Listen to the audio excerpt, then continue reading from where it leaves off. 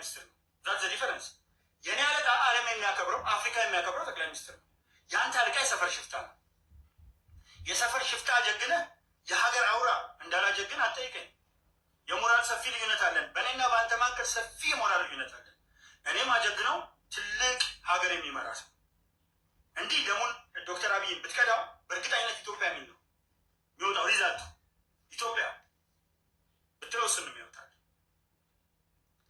ይሄ ሰው እንደው ሰው አንድ ቦታ አይፎርሽም። በትምህርት ጤና እንደው አይተህ ታውቃለህ? እንደዚህ አይነት ጤና ከ30 በላይ ጤና ተቋማትና የነበሩትን ሆስፒታሎች በከፍተኛ ደረጃ ማሻደል እንዲህ ብለን ከምንገባበት አሁን እኮ እንደ መዝናኛ ሆነ ነው የምታስታምሙ። ግቡ ነው ብሩን እኮ አይደለም ልጁን ያላከ ነገ ሀገር አለኝ ብሎ እንዳይመጣ ተመልከቱ። ሀገሬት ሆነ እሱ ጋር መጥቶ ሄዳል እኮ ከቤተሰቡ ጋር ተገናኝቶ አዲስ አበባ፣ አዳማ፣ ባህር ዳር፣ የተለያዩ ቦታዎች። እነዚህ ሰዎች ሁልጊዜ ጦርነት። ይህ ሰውዬስ እርቅ፣ ምክክር፣ ሰላም አንድ ቀን ከአንደበቱ ክፉ ወጥቶ አያውቅም። እንዴት የተለሳለሰ እንዴት የተረጋጋ። እኛ እኮ ሶሻል ሚዲያውን ማኔጅ ማድረግ አቅቶናል። ሶሻል ሚዲያ ማኔጅ ማድረግ አቅቶናል። ስቱዲዮ እስቲ ያሳዩ። ስቱዲዮ ውስጥ በሰላም አብሮ የተጓዙ ስቱዲዮ ውስጥ እኮ መስማማት አይችሉም። ጫካ ገብተው ጫካ መስማማት አይችሉም። አሁን ፋኖ ገብቷል። ስንት ፋኖ ነው ያለው? ስንት አለቃ ነው ያለው? እኔ አንዳንድ ጊዜ ለምን ቆም ብለን ትንሽዬ ቆም ብለን እንደማናስብ ሳስብ ውስጤ በጣም ይገርማል። ደግሞ እንዳልተሳሳትኩ ይገባኛል። ፖለቲካው ላይ ተቃዋሚ አምጥቶ ለመጀመሪያ ጊዜ ሚኒስትር ያደረገ ሰው ይሄ ነው። ለመጀመሪያ የሳይንስ ሙዚየም በአፍሪካ አንደኛ፣ ለመጀመሪያ የስንዴ ምርት 33 ሚሊዮን ሜትሪክ ቶን በአፍሪካ አንደኛ፣ ለመጀመሪያ ጊዜ 9.2% እድገት ፕሮጀክሽን IMF ያወጣው ከአፍሪካ አንደኛ። ይኸው የአሜሪካ ሲምፖዚየም ከሐምሌ 20 ጀምሮ እስከ 25 አሁን እየተካሄደ ነው። ገና የሚያደርጉትን ንግግር አይታቸዋል። እርቪንግ ማሲንጋ በኢትዮጵያ የአሜሪካ አምባሳደር የተናገሩትን ንግግር ብርጋዴር ጀነራሉ የአፍሪካ ሎጂስቲክስ ምናምን አዛዥ የአሜሪካ የተናገሩትን ንግግር የተለያዩ ሀገሮች 40 የአፍሪካ ሀገሮች ተገኝተዋል። ጀነራሉ የአፍሪካ ሎጂስቲክስ ምናምን አዛዥ የአሜሪካ የተናገሩትን ንግግር የተለያዩ ሀገሮች 40 የአፍሪካ ሀገሮች ተገኝተዋል። 25 ኢንዱስትሪ ፓርትነርስ ተገኝተዋል። የአሜሪካ ወዴት እየሄድን ያለ ነው? በግብርና ወዴት እየሄድን? በኢንዱስትሪ፣ በማኑፋክቸሪንግ፣ በማይኒንግ፣ በአይሲቲ፣ በቱሪዝም በአንድ ዘርፍ እስቲ እንደው ኑና ፈራቸው። እስቲ ኑና ሚዲያ ላይ እናንተ በምትፈልጉት ሚዲያ ላይ ገብተን እንወያይ አልኳችሁ። ተቃዋሚዎች አላቸው ሀገር ውስጥ ኑ እንወያይ።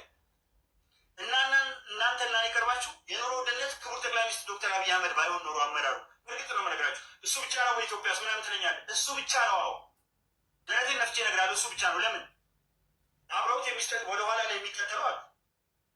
ከዚህ ቦልት ጋር ብዙ ሰዎች ይወጣሉ። ሁሉም ይወጣሉ። ጎበዞች ናቸው። ብዙ ጎበዞች አሉ።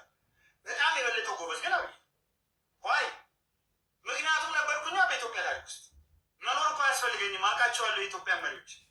ዛሬ የአፍሪካ መሪዎች አውቃለሁ። የአፍሪካ መሪዎች እኮ መጥተው ያለምንም ጥርጥር እንደ በመጣን ቁጥር ይላሉ የፓርላማ አባላት ጉምቱ ፖለቲከኞች ምንድን ነው የሚሉት? ሁሉም ዊዛውት ኤክሰፕሽን ብቻ ሀገር በየቀኑ እየተለወጠች ነው። በሳምንት ስመጣ አዲስ ነገር ነው ማያ ነው የሚሉት። የእኛ ምቀኞች ናቸው እንትን ያሉ። ስለዚህ አፍሪካ ያምንበታል፣ አፍሪካም ይኮራበታል። መስክሯል። ለምንድነው እንደነሱ ማናድርገው ብሎ እኮ ፓርላማዎች ዘብ ተነስቷል። የተባበሩት መንግስታት ድርጅት ዋና ጸሐፊ እኮ 195 ሀገር ነው የሚመራው። በብርሃን ፍጥነት እያደገች ያለች ሀገር አንድ የተባበሩት መንግስታት ድርጅት ዋና ጸሐፊ በብርሃን ፍጥነት እያደገች ያለች ሀገር ብሎ ከውጭ ላይ በጫት የሚተነ የአመድ እንዲያሙ ቤተሰብ መብራት የማይችል ሰው፣ ቤተሰብ ማኔጅ ማድረግ የማይችል ሰው። ምክንያቱም ሶሻል ሚዲያ እና አግዳሚ የድር አግዳሚ እኩል ያስቀምጣል፣ የቀበሌ አግዳሚ እኩል ያስቀምጣል።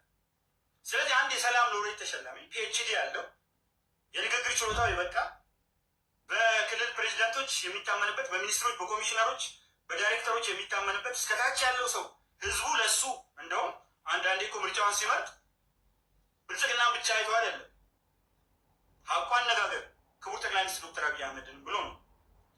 እኔም ራሴ ከውጭ ስመጣ በእርግጠኝነት ነው የምነግራችሁ አብሬ ነው የምኖረው። ስም አልጠቅስም እንጂ እኮ አብሬያቸው ነበርኩኝ። ዛሬ በተሰብስበው አንድ ላይ ከሚያካሂዱ ጋር አብሬ ነበርኩ። የማንስበት ምንም ነገር የለም። ከፈለጋችሁ ማስረጃ ሰጣችኋል። እስቲ ያሳዩኝ ከእነሱ ውስጥ እንደኔ ዞሮ ዓለም ላይ የተናገረ እንደኔ ዞሮ ከእነሱ ውስጥ ዩኒቨርሲቲዎች ውስጥ የአደባባይ ላይ ሜዳዎች ላይ አንድ ሰው ጥቀሱልኝ ከእነሱ ውስጥ። እኔ እኮ ስቶክሆልም 3 ጊዜ ንግግር አድርጌያለሁ። ስዊድን ዋና ከተማ፣ በርሊን፣ ፍራንክፈርት፣ ኑረምበርግ፣ ፓሪስ፣ አምስተርዳም፣ ዋሽንግተን ዲሲ፣ ሜሪላንድ ሲልቨር ስፕሪንግ፣ አትላንታ ጆርጂያ፣ ሂውስተን ቴክሳስ፣ ሳንሆዜ ካሊፎርኒያ፣ ኒውዮርክ፣ ግራንድ ራፒድስ ከማናቸውም ይልቅ ኢንፍሉዌንስ አድርጌያለሁ። ይሄ ድንጋይ አስወርውሬ ምናምን አይደለም፣ እንደዚህ አማከር ያለው ብዬ አይደለም። ፕራክቲካል የሚታይ ነገር ማአት መድረኮች ላይ ደምቄያለሁ።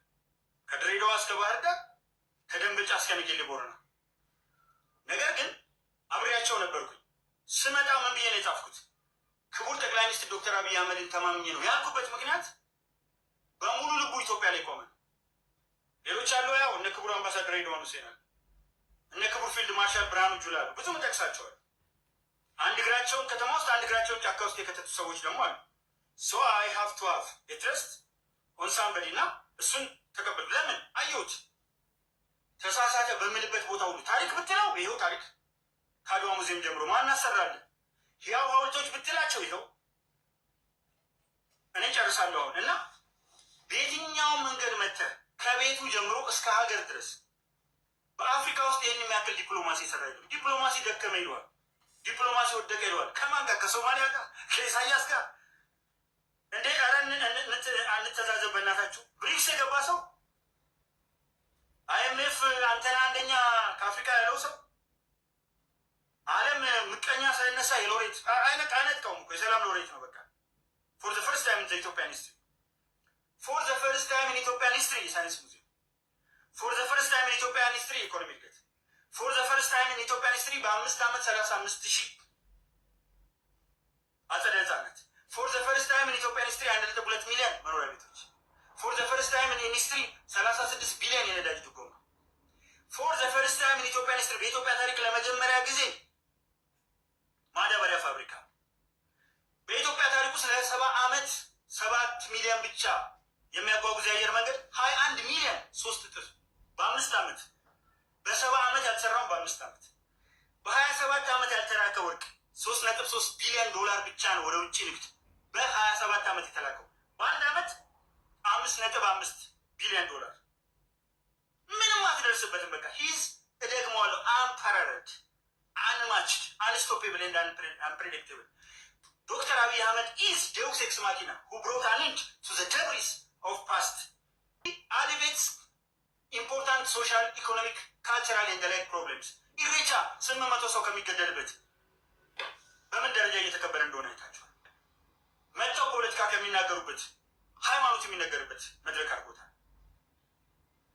ሽታ ላይ ከምታመልክበት ከተማችን እንዴት ቀየረ? ስንት የወጣቶች መዝናኛ፣ የህፃናት መዝናኛ ከ1000 በላይ የወጣቶች መዝናኛ በመቶዎች ምንም ያልቀየረው ነገር የለም። ግን ምን ሆነ? ኦሮሞ እሱ ግን ኦሮሞ በኦሮሞ ካልቸር፣ በኦሮሞ ነርቸር፣ በኦሮሞ ያደገ ነገር ግን ኢትዮጵያዊ ዝም ብዬ አባረር ነበር። የቱሪማንቱሪ የሚባል ቁጥር አለ ታውቁት እንደው ቱሪማንቱሪ ወይም ደግሞ ቱሪማንቱሪ 3 መንዝስ ትሪ ብታል አንዳንዶቹ በ3 ወር የሚደርስ 3 መንዝስ ትሪ ቱሪማንቱሪ ምናምን በእሱ እያባረር ነበረ። ምን በለው 4 ኪሎ ፒያሳ ካሳንቺስ ነበርኳ። ከማንም በላይ አዲስ አበባ ውስጥ ነበርኩ። አዲስ አበባ የተወለደው ልጅ በህፃነቱ አደገ። እኔ ደግሞ በ22 ዓመት አዲስ አበባ ገባሁ። ሰው አየሁት፣ ዓለምን ዞርኩ፣ ማነጻጸር ቻልኩ። የእኛም ፖለቲከኞች አየኋቸው። ደግሞ የሃይማኖት አባቶች የሚባሉት አውደ ምሕረት ላይ ቆመው ምን ይላሉ? ፓስተሮቹ ቆመው ምን ይላሉ? እሱ ግን ምን አስተምሩ ይላቸዋል። መጽሐፍ ቅዱሳችሁን አስተምሩ። የሙስሊም ባህል የሚልካቸው መልእክቶች ይሄ ሱፊና ሰለፊ ዋብያ ምናምን እያለ ትንታኔ ውስጥ አይገባም። እንደ እከሌ ቀድሞ እንደነበረው ጃሃዳ ያረቃት ኢራቅን እንደ ባግዳድ እየተባለ መስጊድ ውስጥ የመጅሊስ ምርጫ ቀበሌ አይደል የሚካሄደው? ቀበሌ ነበር ያኔ፣ ወረዳ ነው። አመራር ነበር፣ ከፍተኛ አመራር። ሰው አውቀዋለሁ። ይህንን ሰውዬ ሳደንቀው ሙሉ ብዥታ የነበረብኝ ታሪክ ጥያቄ መለሰልኝ። ብዥታ የነበረብኝን ሰላም ለምንድን ነው ማይሰፍ ነው ብር የሚልኩ ሰዎች የሚሰጡት? ቅድም የነገርኩህ አለ የአቪዬሽኑ ምናምን ትልቅ ኤሊት ሰራዊት የፈጠረ ሰው። እኔ ማደንቀው የፌዴራል ፖሊስ ሰልፍን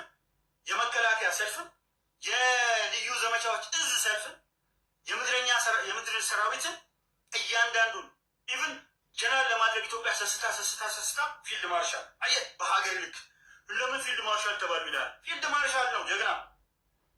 ክቡር ፊልድ ማርሻል ብርሃኑ ጁላ እያንዳንዱ የሚንጫጫበት ለምንድን ነው? ሻዕቢያን አዝረጥቷል። መለስ ነው ተመለስ ያለው። ተመለስ ብሎ ሜዳሊያ ሸለሙ። ከፍተኛውን የወታደራዊ ሜዳሊያ የተሸለሙ ከመለስ እጅ ነው። ነፍሱን ይማረውና ሁለቱም ወደ እንትን ነው ቪዲዮቸው ግን ቀርቷል። ሴኩትሬ ጌታቸው ክቡር ፊልድ ማርሻል አይደለም ያኔ ሜጀር ጀነራል ብርሃኑ ጁላ አንደኛ ደረጃ ተሸላሚ ክቡር ደግሞ ምክትል ኤታማዦር አንደኛ አዝረጥባታል ሻዕቢያን። ስለዚህ የዛን ቂም ምርኮኛ አባሮ ህወሓት መጣ። ምርኮኛ ሌላው ይፈልጋል። 3 ጊዜ እያሳደደ መቀሌ ደርሰውን የፕሪቶሪያ ስምምነት የተደረገ እያሳደደ ድሮን ነው ያዙልን፣ ከባድ መሳሪያ እየተኮሱ ነው ያዙልን እና ጦርነት ገጥመ ሰው ባለውና የሚጫወተው አያስጨርስማ ሰራዊቱ። አንተ በግድ መታል። አሁንም እየመታ ነው ታየዋለህ። ዩልሲ ዘሪዘት ይህን ቆፍጣና ታየዋለህ።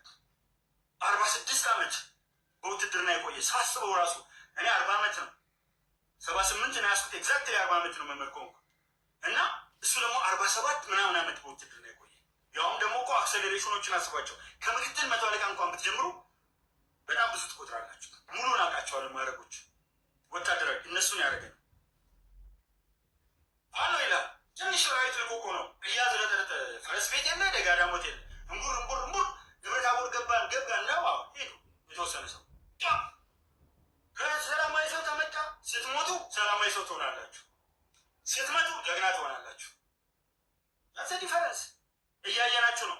ስትሞቱ እንትን ታለብሱትና ኩታ ሰላማዊ ሰው ሞተ ትላላችሁ፣ ከላይ አልብሳችሁት ወይም ደግሞ በቃሬዛ ይዛችሁ ትሮጣላችሁ። ያው አሜሪካና ኢራን እየተዋጉ ነው። ማት ንጹሃን ሞተዋል። ጦርነት አይመርጥም። አሁንም ወደ ከገባበት ጦርነት አይመርጥም። ብዙ ንጹሃን ሰዎች ይጎዳሉ። ምንም ጥያቄ የለም። የዓለም ጦርነት ተመልከት። ጃፓንና አሜሪካ ሲዋጉ፣ ጀርመን ከተለያዩ አውሮፓ ሀገሮች ጋር ስትዋጋ ንጹሃን ያልቃሉ። ጥያቄ የለውም። ትልቁ ጥያቄያችን እኛ እናቁመው።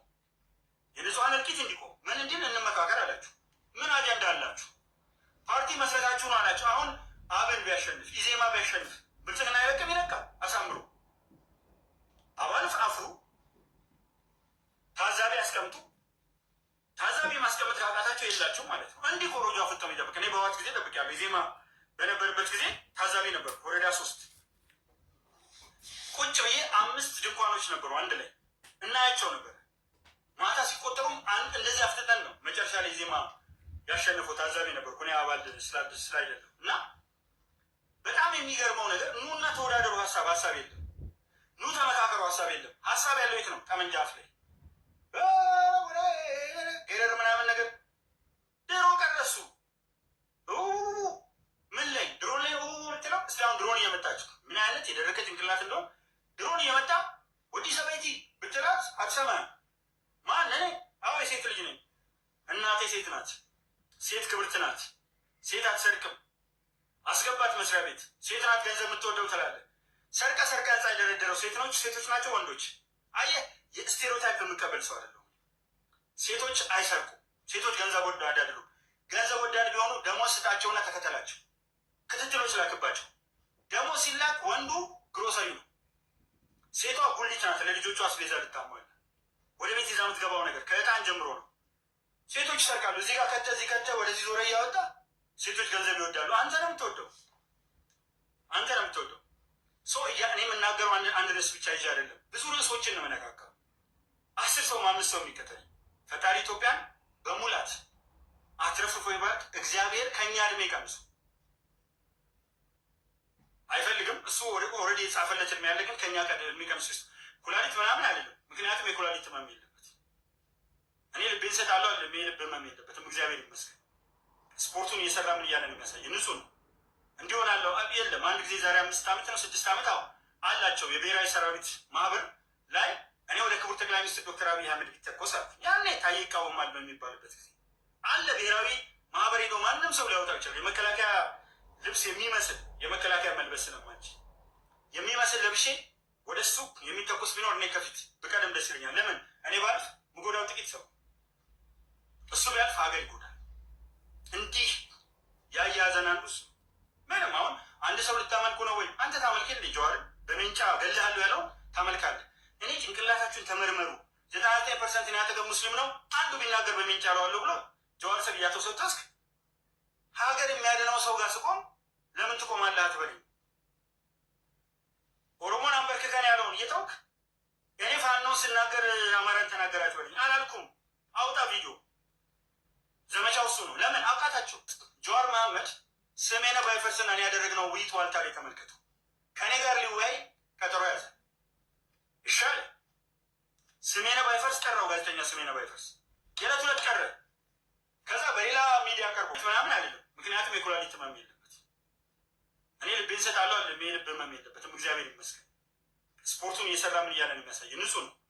እንዲሆን አለው የለም። አንድ ጊዜ ዛሬ 5 ዓመት ነው 6 ዓመት አላቸው የብሔራዊ ሰራዊት ማህበር ላይ እኔ ወደ ክቡር ጠቅላይ ሚኒስትር ዶክተር አብይ አህመድ ቢተኮስ ያኔ ታዬ ይቃወማል በሚባልበት ጊዜ አለ ብሔራዊ ማህበር ሄዶ ማንም ሰው ሊያወጣ ይችላል። የመከላከያ ልብስ የሚመስል የመከላከያ መልበስ ስለማንችል የሚመስል ለብሼ ወደ እሱ የሚተኮስ ቢኖር እኔ ከፊት ብቀደም ደስ ይለኛል። ለምን እኔ ባልፍ ምጎዳው ጥቂት ሰው፣ እሱ ቢያልፍ ሀገር ይጎዳል። እንዲህ ያያዘን አንዱ እሱ ምንም አሁን አንድ ሰው ልታመልኩ ነው ወይ? አንተ ታመልክልኝ ጀዋርን በሜንጫ ገልሃለሁ ያለው ታመልካለህ። እኔ ጭንቅላታችሁን ተመርመሩ። 99% ያተገ ሙስሊም ነው አንዱ ቢናገር በሜንጫ አለዋለሁ ብሎ ጀዋር ሰግያተው ሰው ተስክ ሀገር የሚያድነው ሰው ጋር ስቆም ለምን ትቆማለህ አትበለኝ። ኦሮሞን አንበርክከን ያለውን እየተውክ እኔ ፋኖ ስናገር አማራን ተናገር አትበለኝ አላልኩም። አውጣ ቪዲዮ። ዘመቻው እሱ ነው። ለምን አውቃታቸው። በሀሳብ እንወያይ አልኩ። አይችሉም፣ አይመጡም። እንተዋወቃለን። ልንገራችሁ፣ በዚህ ልጨርስ።